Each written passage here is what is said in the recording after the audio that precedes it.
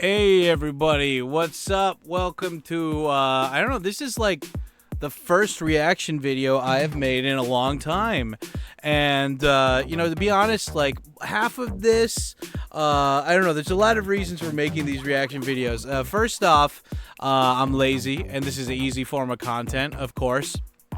Two, I've been making a lot of viral reaction video shorts for my channel, and I was like, I kind of wanted to make a longer format one too, especially for when I don't have a Sunday video prepared, because I upload a video twice a week on this channel here on Friday and Sunday, and then once a week on Wednesday on my ADV Japan channel. All the links are down below. But yeah, sometimes I don't have a vlog prepared for Sunday, so I thought I should have something at least prepared. And, I've been part of the Japan Gaijin foreigner YouTube community since pretty much the beginning. And I know that my videos are not the most peak editing quality and stuff, but one of the things that I get told the most from my viewers and people who like my stuff is that I give a real take that's not all glitz and glamour part of Japan. And I thought, what better better way to showcase that than reacting to other YouTubers who live in Japan and their videos and giving my 2 cents on the subject. So yeah, that's what I'm gonna do today. And if you guys like this series and you want to see more, show me that you like it by smashing the like button and write down in the comments, "Do more, Dad, I must see more, please react." And yeah, anyway, today we're gonna be reacting to 12 unspoken rules not to break in Japan. And I'm going to be doing my Japanese study while I watch these videos. So it's 2 birds, 1 stone, right? Get Japanese study, get to make a video. It's all good. So anyway, let's jump into the video. And let's see what it's like watching Mr. Chris abroad here in Japan. Okay, boom. Here we go. Look at this sexy man. Look at that guy. Did he move his studio down to Tokyo, or is this from his studio in Sendai? Either way, this is a badass fucking studio. Why didn't he make his bar like this? Was it just like a marketing demographic thing where they were like, nobody likes this shit except cool guys, and the world's full of a bunch of like bitch asses, so we don't want, let's make the bar as like bland as possible. I don't know. If his bar looked like this, I would be going there all the time. But anyway, let's get into 12 unspoken rules not to break in Japan. Okay, let's do it. I remember when I first moved here, I lived like 5 minutes from a 7-Eleven, and I would often trudge there when I was hungry and get like some fried chicken and, other fried healthy chicken's foods. good. And then I would sort of eat it on my walk back. I would just devour it on the side of the street. And I remember lots of drivers coming past, looking kind of angry at me as though I was doing something wrong. So I asked one of my colleagues, a teacher, like, "Oh, is there a rule about not eating and drinking, walking at the same time?" And they were like, no, there's no rules. And I was like, oh, okay, cool. And so I carried on doing it, and drivers continued giving me the look of death for the many following weeks that I continued in my daily evening fried chicken practice. I think at some point I looked it up online though, and I saw from another foreigner living in Japan that, there is this culture of not eating and drinking while walking. And I noticed on my first trip to Tokyo, like, oh wait a minute, nobody is like munching food while walking down the street. And it is very much like an unwritten rule. If you ask a lot of Japanese people, they never really think about it, because it's not like a hard, fast rule, like don't eat and drink while walking. It's just something they don't do. It's kind of seen as rude. I've always said though, if you spend a long time in Japan, you sort of develop a kind of a sixth sense, right? It's not like a fun sixth sense where you can interact with the dead. It's a sort of cultural radar, because most of the rules in Japan are unwritten. I want to interact with the dead. People don't realise they're following most of the time. They're just going through life on autopilot. Now, sometimes the rules are fairly obvious, like, I don't know, don't have sex on a shrine, like the Austrian man who recently turned a sacred shrine in North Japan into a brothel, although his Japanese companion was conspicuously absent from the headlines. But I once made a video listing off 12 things not to do in Japan, and with the rise... That is pretty funny. On a similar note, I have a German friend who, his friend that was visiting with his brother got deported because he had sex outside of Gas Panic in Roppongi, like right in the little like bathroom area. And I didn't know. I guess like apparently you could get deported for having sex in public. Yeah, don't like, walking and eating thing. I don't know. It just depends on how hypersensitive and autistic you want to be about this stuff. I mean, at the end of the day, like, you have the choice about like how you react to people reacting to you.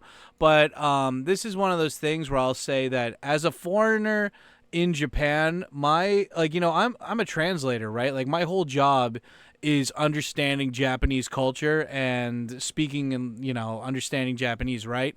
And even I've come to the conclusion that I'm a foreigner, and no matter how fluent, no matter how assimilated I'll get, I'll never be Japanese. I can get close, but I'll never be fully Japanese. And I think the people that complain about like the eating on the street stuff are the same people that are like, we should trust the pharmaceutical industry. They totally have our our well-being at heart here instead of profit. Yeah, I mean, at the end of the day, it's like you got to follow the rules like in New York. Like, if you're eating, don't splash food on anybody. If you're walking slow, walk on the left side or the right side so people can go past you. I mean, it's just one of those things where it's like, as long as you're not blatantly doing something fucked up, you should be fine. Of tourism in the last few years, I think most people know them these days. But a few years after that episode came out, I had this weird situation where a small army of Japanese YouTubers, there must have been about 50 channels, went out and reacted to that video, give a kind of painstaking analysis. Wow. Hey, there's Yoshi. There's my boy Yoshi right there. Wow. Wait, 50 people reacted to this thing? Shit.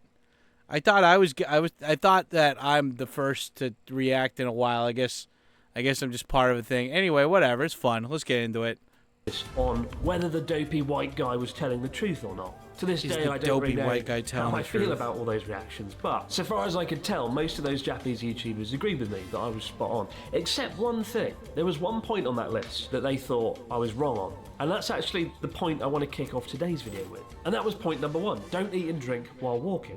I saw quite a few reactors claim that isn't a point. That rule doesn't exist. It was pointed out that there's places in Japan where you can eat and drink and walk. There are streets in Asakusa or Tsukiji Fish Market where you can buy the street food and walk around eating, But if you can only eat and drink in public in special designated eating and drinking zones, call me Mr. Fuckity Rulebook, but that is a rule, isn't it?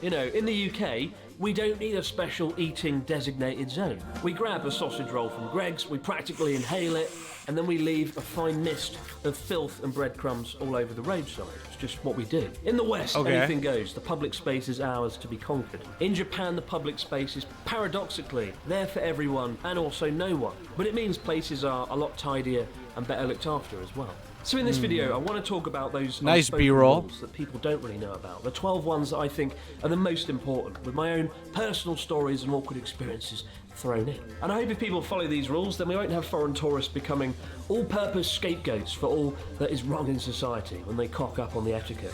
Quite literally cock up in some cases. Oh God. To be fair, having sex in a shrine, that's the most respectable thing you could do for a god, right? I mean, has anyone not played Fear and Hunger? I'm pretty sure that's how it works, right? God.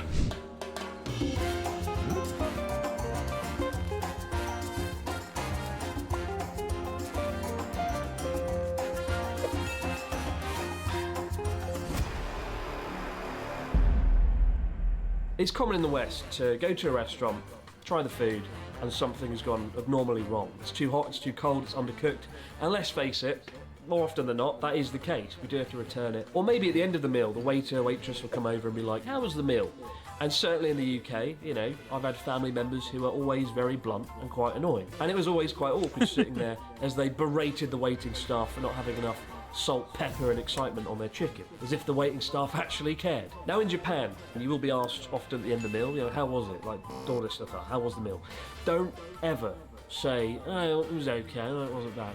You always say, it was delicious, it was the best meal I've ever had. I don't care if you've been served a bucket of asbestos and cultured salmonella bacteria. You shut up and you say it was delicious. Nice Photoshop. And then you get out the door and you never go back. There is no culture of providing like any negative or critical feedback to a chef. I think one reason is because people take their jobs a lot more seriously here, and it is extremely rude or impolite to sort of offer any criticism or negative feedback to the chef. The only time you get a kind of get out of jail free pass on this is if you have an established dish that is known for being like horrible. For example, like natto, fermented soybeans, which do taste unspeakably shit, or shiokara, which is kind of like squid guts. Dude, natto's great. Drenched in spicy mayonnaise. And yes, it is as unpalatable and as unforgivably awful as you would imagine. In some respects, this is why Japanese TV is so unbelievably boring when you watch like a food program. The food comes out and everybody blindly praises it before they've even tasted it. You know, I've seen people eat things that look like sludge and they go, wow, it's the best thing. Mine, it's a far cry from Gordon Ramsay's kitchen nightmares. I don't really watch Japanese TV that much anymore. It's all Japanese YouTube and Netflix. My beloved vintage cheddar cheese. I'll personally come out of the kitchen and I will eat your face. Okay, again, that's a thing where it's like, I understand. I think it's good that people come to Japan and they want to respect the culture and everything. And they're like, oh my God, like, you know, I don't want to be like rude or whatever. But like Japanese people are some of like the most understanding people in the world, I think. And, you know, like for me, there was a period where I dyed my hair black. My hair is already kind of naturally black, but I dyed it black and I straightened it like a Japanese person. And like I tried to be as like physically and mannerismly as like Japanese as possible. And you know, I think the thing is that like again, like you can try to be as Japanese as possible, but they're always going to have like, it's kind of like when you watch AI or you look at AI generated art instead of like, or like CGI or something, like the uncanny valley they call it, where it's like something's off but you can't tell what exactly. Same thing with like Japanese people. When they see foreigners speaking fluent Japanese, it's not that they think like, oh wow, this foreigner speaking Japanese, or like they're like they can't process it like the Indians of Columbus's boats when they first came to Japan or came to America. But at the same time, it's like Japanese people are kind of programmed from the beginning of like, thanks to like TV and stuff, to be like, oh, foreigners are like this, and so they will react like this. And for me, like it's so funny because like I dress like a foreigner, I bleach my hair, I talk sometimes in a funny foreigner accent. And in a way, though, like Japan is all about making the other person as comfortable as possible. You know, it's all about omotenashi, right? And so when you come to a restaurant and you're trying to be Japanese, when one, you don't speak the language that well, and two, you really haven't spent enough time here to really understand how things are, you don't need to worry about being like, oh my God, you know, like, I said the bad thing. I mean, like, you shouldn't be a dick, right? Like, but like, don't be afraid to say like, oh, hey, like, there's no soy sauce. Can I get some soy sauce? But like, if somebody asks you, how is the food? They expect Japanese people to be polite, you know, but with a foreigner, they expect you to be blunt and honest. Now you can be, there's a way to be blunt and honest about it, but not be rude. And again, like, there's a difference between going to like a really fancy restaurant and going to a place where you've got like a connection with somebody where they appreciate and they want your opinion because you are the foreigner. They feel like you can give them an honest response that other people might not. And they'd rather get it from you than from like some shitty Google review of their place right afterwards, you know? So I don't agree with that. I think that like I went to the steak place called Billy the Kid and I ordered medium rare, and it was the shittiest steak I've ever had, and it was expensive too. I didn't pay for it. And I was like, do you even know how to do medium rare? And I showed him a YouTube video and I'm like, this is horrible, dude. Like, this is really bad, legit bad. Like, how do you expect to do? I was like, does anyone ever complain here? And it's like, apparently everyone was just so nice they hadn't set it up until that point. And yeah, I don't know. It's just like, don't be afraid to express your opinion as long as you have a connection with that person. If they're just like some random place, then sure, be nice, move on. But sometimes it's nice to be the guy who says it, you know, directly to them. Look at Natsuki, that's sexy, man. Dude, that guy's probably gotten so many abroad Japan groupies since then. What is with all these fucking skits and stuff, dude? Don't be The on greatest time, be misconception early. in Japan is that people arrive on time, that they're punctual. Actually, it's not the case. They just arrive really bloody early. I mean, in the No. West, you can practically arrive late to your own funeral. And if you live in the UK, you probably bloody will. But it also means in most of the world, we can always throw out an Water excuse, time. right? A reason for something going wrong. You know, oh, the trains were late. The dog ate my homework. I couldn't get my horse to start. We've got an array of excuses and nobody really cares. You know, people just say, oh yeah, fair enough, you're late. Yeah, that's Oh, the end yeah, of that. fair enough, In yeah, Japan, there is nothing worse than arriving late. You have just blown that relationship and there is no excuse. There is never an excuse that is good enough for being late. You know, you could literally walk into work and be like, oh, my car broke down, the sun exploded, and my entire immediate family was savaged by bears. And it wouldn't be good enough. Nobody cares. You are still the late guy. You are late, and that is all you are. It won't be forgiven, it won't be forgotten. You are just the late person, and that makes you a bit of a dick. Like, I used to help Ryotaro. To be fair, I don't. Has Chris done any jobs outside of English teaching? Like, I know that he's worked with a lot of companies that were sponsors for his videos, but he's never been I've been a salaryman. Has this guy ever been a salaryman? Has he ever worked for a Japanese company? I've worked for two international, 3 domestic Japanese companies, and they don't give a shit. I guess this could be because you're a foreigner, but I agree with him that, like, you should always arrive early, but don't arrive to the point early. Get there early and then show up on time. But even if you can't do that, as long as you're not making a habit of being late all the time, especially if it's just for regular work, they don't give a shit. Like, I don't agree with this. I think that if you're starting to establish a relationship with a company, you should not try to be late. But if you tell them, oh, I'm sorry, I had a bathroom emergency, I had diarrhea, violent diarrhea, and I had to stop by the fucking the toilet, you know, again, like, this is where you can pull your foreigner card and they'll understand. I mean, like, you know, like, Japanese people are not these hypersensitive people that are going to kill you after you do one thing wrong, you know? And again, I don't think he's ever worked full-time for a Japanese company, and if he has, it's been mostly international stuff, right? That expect him to be international, so I think this is a little bit of exaggeration. Who do seminars, travelling around the country, he'd go in and teach people his wisdom, whatever that is.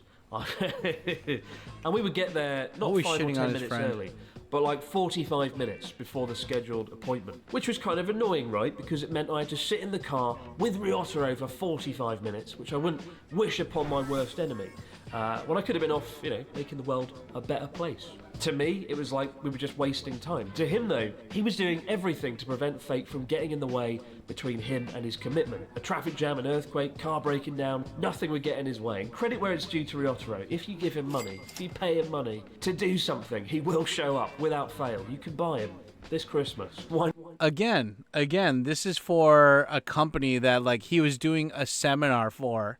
You know, it's not a regular thing. Like, if you're a regular salaryman, and, like, I remember I worked at this media company, and there was this one dude who constantly showed up late, Japanese guy from Gunma, and he always showed up late, and they just, like, they were like, yeah, that's the late guy. And, like, even when everyone left that company, that guy was still there, so, I don't know, it's pretty funny.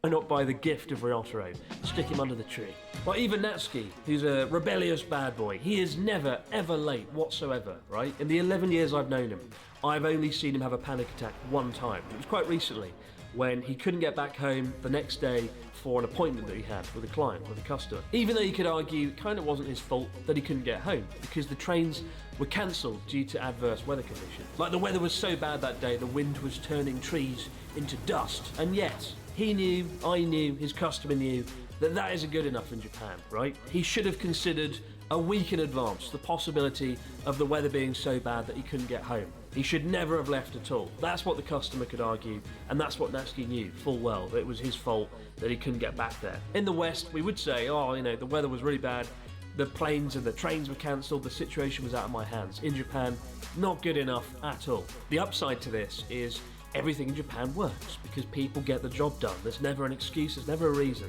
People will sacrifice everything for their work to get there on time, to get there early, even if it means doing so at great personal cost, and unfortunately, a lot of the time, it does.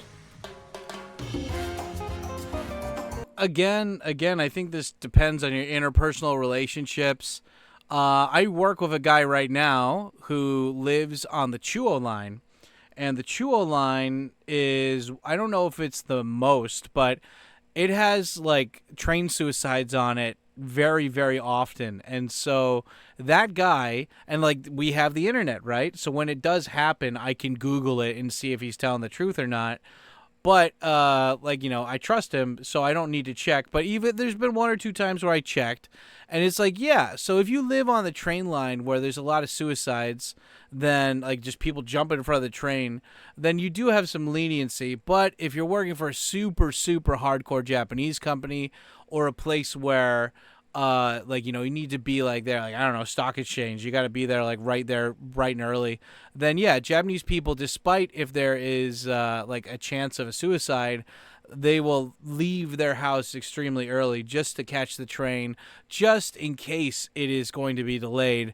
But I would like to think in 2024 that that's not really like a thing that often. I mean, you got to remember too that most of the people that take trains are people in the city, and Japan has tons of cities or like non-big cities that where everyone has to drive, and so you know, if there's a car delay or whatever, then that's one thing. And also, I mean, like, didn't Chris just do a video about how Natsuki is like losing business because it's in the countryside?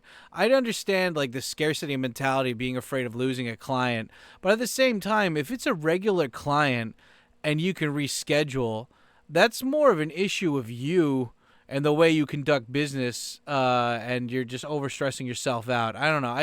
I know Japanese people that are not, like, they don't go that way, but I do know people that are like Natsuki, like he said in that, and I don't know. Let's check it out more.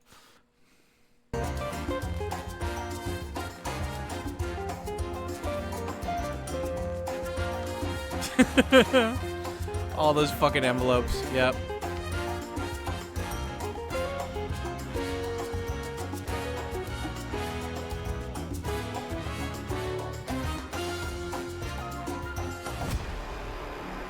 What? Don't it's quite well known that buy the sinister people envelope. Use business cards still, like it's 1976. It's kind of a cool part of the culture, and it's important to remember that business card is like a physical extension of that individual. So you always treat it with care.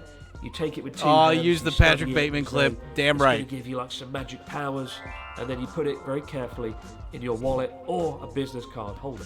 Now, in a similar way, you have that same relationship when handling money between two different people. At a convenience store, it goes on a tray. You rarely pass it directly. It can be quite rude to pass it directly to shop staff. But even amongst friends, you don't just whip out money and sort of hand it over. Typically, it's done pretty discreetly. And when you are giving kind of a sizable amount of money to someone, like over a few thousand yen, over, you know, like $50, you would typically do it in an envelope, and you'd put the money in, you'd fold the envelope, you might write the amount on it, and then you'd hand it over. Now, one time I owed a colleague some money, about 20,000 yen, so like $150. And I went to the convenience store, I got an envelope, put it in, handed it over, and she went, and she like didn't accept it. I was like, what's wrong? What is this? Your money? Take the money. Have some money. And she was like, oh, no. And it turned out that I'd gone to 7-Eleven and bought the special envelope that is designed for when your family members are dead. Because of course there's a bloody dead family member special envelope in Japan. And I remember she went and told like all the members of staff in the staff room, which was really great. Luckily they let me off, but it was quite a big deal. You know, there was a real sense of foreboding that I was handing over this dead family member envelope. So I had to go off and get another envelope and put the money in there and then give it to her, thankfully in an envelope that didn't indicate somebody was dead. Dude, you worked at a school. Every school has a bunch of envelopes. You couldn't just have gotten an envelope from... maybe he's just saying this for the part of the story, but again, he was living in the countryside, and when you're living in the countryside, I mean, people are fucking bored, dude. Like what is it? I don't know. I mean, like they find novelty in everything just because their lives are so fucking boring. And I don't know. I mean, like, I always make a joke that with my with one of my private students, that when he pays me in an envelope of cash, that I'm always like, make it the most sketchy, most totally like illegal looking envelope ever, and when you give it to me, like make it look all sketchy. Let's scare, because like we always go and do it at a coffee shop, and I was like, let's scare the people around us, and he's always up and he's always game for that. But yeah, I mean, like, again, this is like assuming that Japanese people have never seen or dealt with foreigners, and they expect you to be extremely Japanesey about it. And again, I mean, like, yeah, like that's it's like if you're like fresh off the boat gaijin, or your Japanese isn't that good yet, and you do something like this, I mean, it's easily forgivable. It's not like oh loaded, oh my god, you know, it's straight up deportation. That's what this is. It is confusing. Check this out. This is Family Mart, and these are all the envelopes you can choose from. This one here, the red one, is congratulations on your wedding. This one here, the yellow, is congratulations on the anniversary of your dead family member. This one is congratulations on your family member recently dying. And finally, this one is congratulations, you're getting married. And I've got more money, so I've got the better envelope than this one. So, very confusing, but just remember, red marriage, yellow dead, black dead, and gold also marriage. Okay then.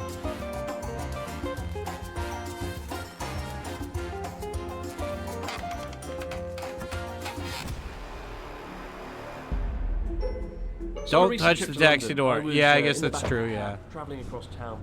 We reached the destination, I paid up, and then I just sat there. And after a few moments, the taxi driver was like, "Hey, are you alright, mate? Do you need to talk? You alright, mate? Are you okay?" I was like, why aren't you opening the door? And he was like, what are you talking about? What do you mean, why aren't I opening the door? And I was like, oh shit, yeah, sorry. And I opened the door and like rolled out onto the roadside. But I forgot that in Japan, they open and close the taxi doors for you. I'm not entirely sure why this is. I think it's a matter of courtesy, so you don't have to touch a dirty cab door, which is always nice. But this is something nobody gets taught. You sort of learn it very quickly when you arrive in Japan and grab a cab. But the flip side to that is when you are riding a cab around Japan, don't open and close the door yourself. The system makes it quite difficult to do so because there's actually like a lever. The taxi driver has like a magic lever. Yeah, I didn't know this the first time I rode in a taxi too. But numerous it's like, of the why times isn't it a opening? friend or family member has come over, tried to open the door, panicked, and it's all got very awkward very, very fast. So bear that in mind if you ride a cab in Japan. You don't need to open and close the doors yourself. You know what? Yeah, I guess that is pretty true. Hungry business. Thank God then that I've got a box packed full of tasty Japanese snacks from today's sponsor, Sakura. Yeah. Bullshit sponsor. Yeah. Whatever. Okay.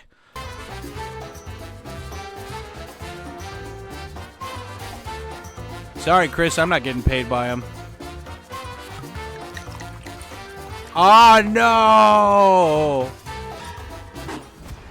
Okay, to be honest, I did this when I first came to Japan, but that's just because I had American taste buds that were loaded with salt and sugar, and rice didn't taste like anything now. Now my taste buds are very sensitive, and I love eating Japanese rice. But yeah, that's pretty. I mean, like, I think Japanese people aren't gonna kill you, but they are gonna get weirded out when you do that, because that's just not a thing here. Now, if we're to believe the headlines in recent times, there's no rice left in Japan. All the foreigners took it, they've gone, they've eaten it. I shit you not, overseas tourists were lazily blamed for the absence of rice this year after a bad harvest, as well as a lack of supply to try and keep prices up of rice. I mean, I wish I could blame all my mistakes on foreign tourists. It would make my life a heck of a lot easier. But if you can defy the odds this year and find a bowl of rice, there's one thing you should never do, and that is drench it in soy sauce. It just is not done. Now, there are a few kind of exceptions to this. For example, a seafood bowl, when you've got like a bowl of rice topped with tuna and fish. Yeah, when you have stuff on top of it, it's fine. Mix it with wasabi, tastes really great. But the idea of directly drenching rice in soy sauce simply isn't. Yeah, there's got to be something on top of the rice in order for it to be okay. But when you see somebody come to Japan, drench their rice in soy sauce, and it is quite common, you do see like Japanese people looking around and kind of like, oh my god, what have they done?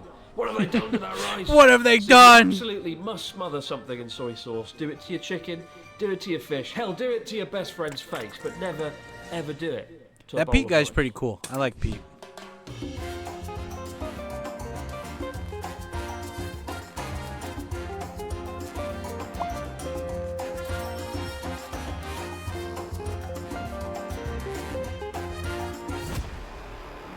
What?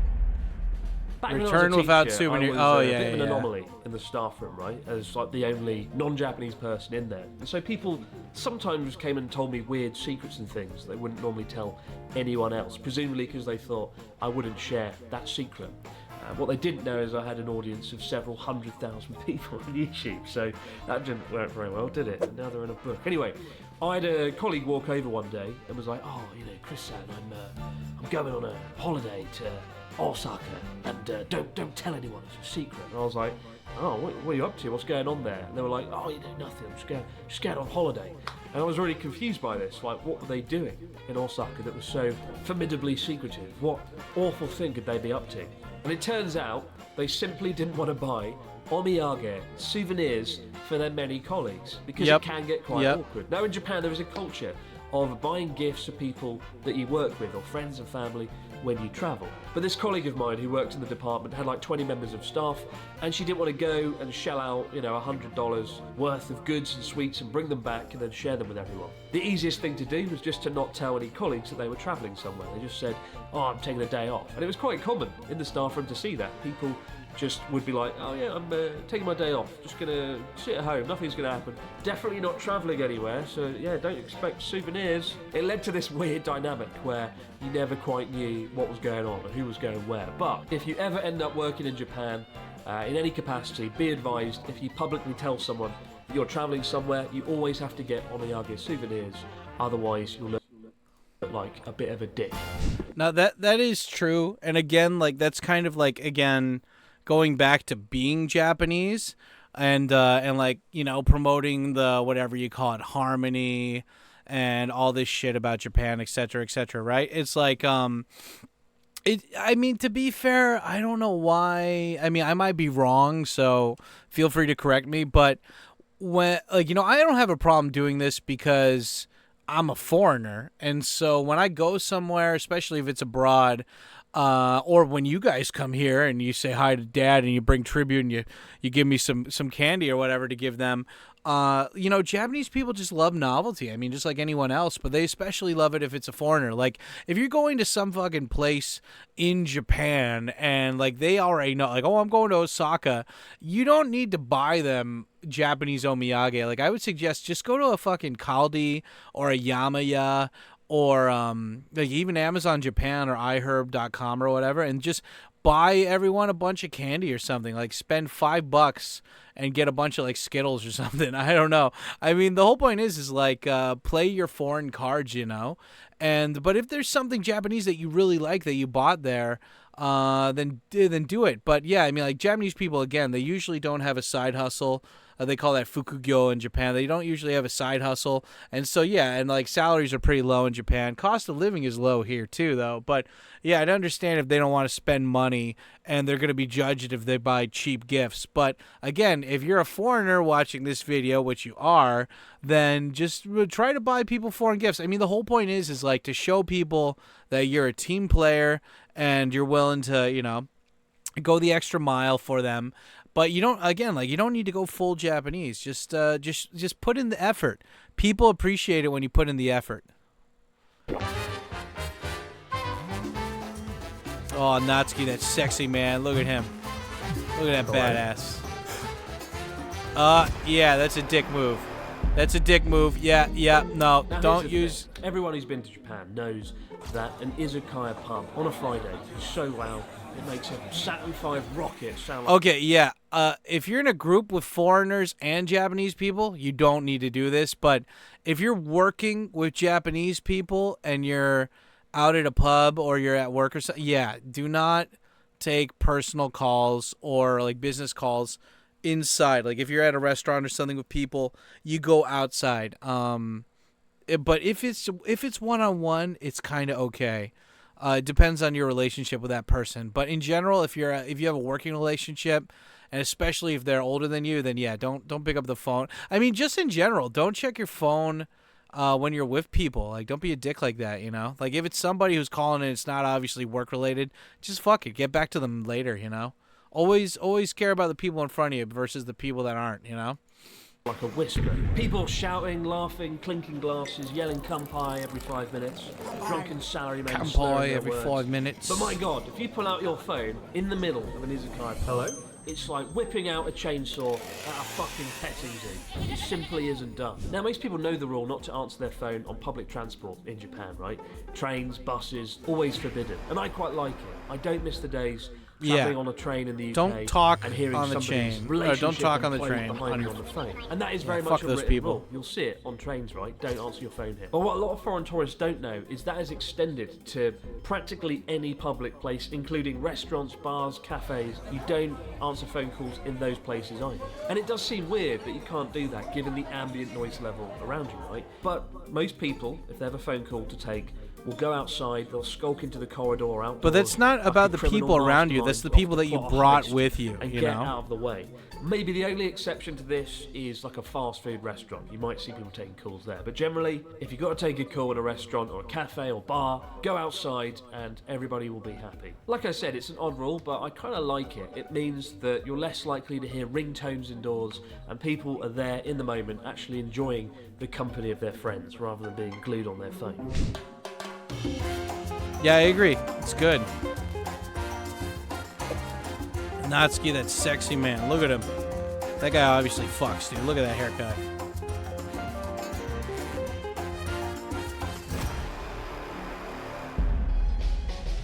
One thing you'll notice when travelling around Japan is it's actually quite rare to see people wearing sunglasses. And that's not because people are inherently magic here, though they definitely are. But the practice of wearing sunglasses is actually kind of rude in a lot of different contexts in Japan. For example, I recently did a documentary and I was in the grounds of a temple and I was wearing my sunglasses and the producer, a really lovely Japanese lady, pointed out to me, "Oh, Chris-san, take your glasses off, don't forget." And I was like, oh crap, yeah, I forgot about that. Historically, it is seen as rude to wear sunglasses in that way. And often when interacting with people, especially people who are in a higher station than you, people who are higher up the chain, it is really looked down upon to wear glasses. It's something to do with deception, the idea you can't see the person you're talking to's eyes, where they're looking. And along with that, also wearing shorts is kind of rare in Japan. Even in the height of summer, August, it was like a fucking flame-grilled experience walking the streets of Tokyo. And yet I was like the only person in shorts, and the other foreign folks that I saw. But most Japanese people don't wear shorts. It is seen as not necessarily rude, but just kind of something that isn't done. And I don't know, quite frankly, how they do it because it is so hot. Like I did a TV shoot years ago to promote a district in Tokyo in the run-up to the Rugby World Cup. And I was wearing shorts, as I am right now. And the producer came over while we were filming and was like, "Oh, do you have trousers? Can you wear something good?" And I was like, What do you mean?" That's a great edit right there. Shorts, isn't it? They're not that bad. I know my dress sense is not overly great, but just they're good shorts. And she was like, "Oh, if you could go and buy trousers right now, that would be really great." And in Japanese, that means go and fucking buy trousers now, or throw you out of a window. So I did.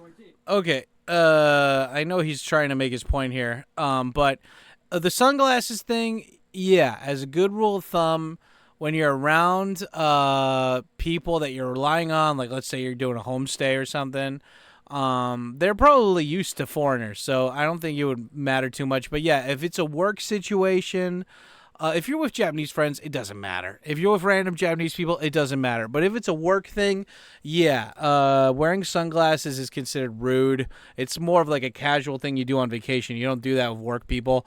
And as for the shorts thing, I don't know what Chris is talking about because I weigh probably double what he weighs, and I'm experiencing the same summer that he experiences, and I think it just depends on your trousers, on your pants, because some pants they might be super hot. I have these beautiful I gotta figure out what the material they're made out of, but I'm in agreement with Japanese people. Unless you're unless you're doing sports, or you're exercising or something.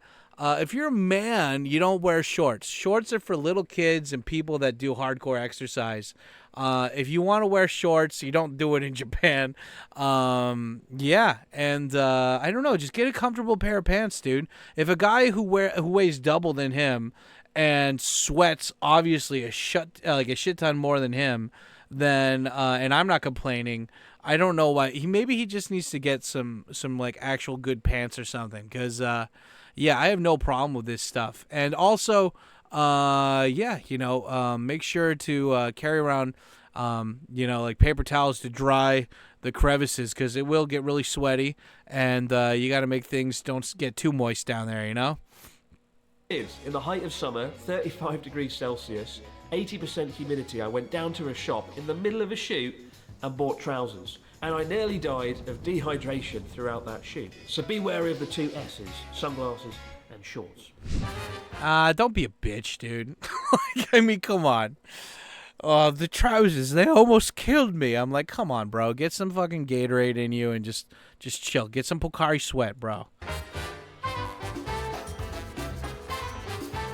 Oh, yeah, that is a dick move. Taking up the whole fucking escalator. Choose one side, you asshole.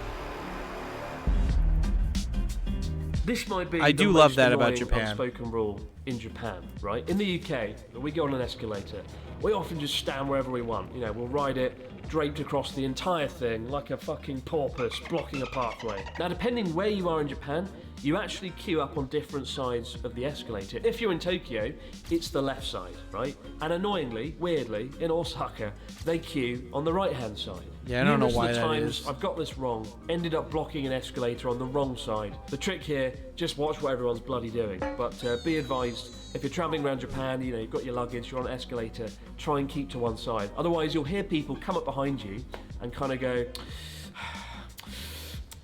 that noise, the sucking Dyson sound. Like that, it's really annoying. And one thing in Dyson Japan is sound. people don't often say, "Simasen, you're in my way." You sort of have to have that sixth sense always on to make sure you're not blocking anyone's way. And escalators are probably the most common place that happens. So be advised, left side Tokyo, right side Osaka, and keep an eye out that you're not blocking anyone's path, lest you hear the all-annoying noise. That is true. That is true. Oh, yeah. Yeah. No, this is very true. Do not point fingers. It's very rude. Don't point the finger, because that means that's only used for when it's like, you motherfucking piece of shit. Like when you're calling somebody out. Always use your hand. Like, use your hand like you're guiding something. Because if you're pointing your finger, them's fighting words. Pointing at somebody is the equivalent of a loaded gun in Japan. It's incredibly rude. And again, Dude, these very edits are outspoken. pretty People good, can though. Tell you about this. When people want to indicate something, they tend to nod with their head, or they'll use their whole hand like this. It's really rude and impolite to do this. Just doing it now. I found actually in the 12 years that I live here, I point at things a lot less, and when I do the whole hand, which looks a bit odd in retrospect. It looks a bit like I'm confused, which I often am. People don't like being singled out. By pointing at someone, you're very much singling them out, so don't point. Yeah, you point at that boy. You point at Natsuki. You make him feel sick. Yeah, again with the shorts, dude. You look like a child, man. Come on. Come on, dude. I'm gonna fart now just to assert dominance there. Assume it's a forgot. Yeah. And it was full downstairs. So I went upstairs with my friend, and we saw, thankfully, in the crowded room, one table. We walked towards it, and then we realised there was like a little purple handbag on the side. And that was it. There was nowhere for us to sit. We were screwed, and we had to go and walk off down the street. Now, it's an important distinction. When people leave their bags or wallets or personal items on tables in Japan, more often than not, you might be thinking, oh, I've probably forgotten it, I should do something, I should grab it and run off with it and show the shop staff. Don't do that, because 9 times out of 10, it's somebody who has reserved that table using their own possessions, which might seem a bit odd in the West, where leaving your wallet or bag on a table, you might as well just hand it to thieves directly. Why bother putting it on the table at all? So bear that in mind. It's probably not lost property, it's somebody there reserving the table. You can look at the till and see if they're standing there. If there's nobody around, perhaps they're in the bathroom. So it's probably... Yeah, there are times when people do that, but like, for example, I was meeting my friend at this place in Kabukicho, and it doesn't have that many seats, and I saw these 2 Chinese ladies, and they had, like, they were basically, there was only 2 of them, right? And they had taken the table next to them and pushed it into their table and put their bags on there. And there weren't that many chairs there to begin with, right? And so I was there with a Japanese friend, and he's like, oh, well, let's just go downstairs. And I'm like, the whole reason we went to that place was for the view. And so I went up to the Chinese ladies. I was like, hey, can I sit here? And they were like, no. And I'm like, move your fucking bags. Like I was in a bad mood that day. Normally I'm more polite, but I was just like, move, like, don't make me call the staff. And they got the picture pretty quick.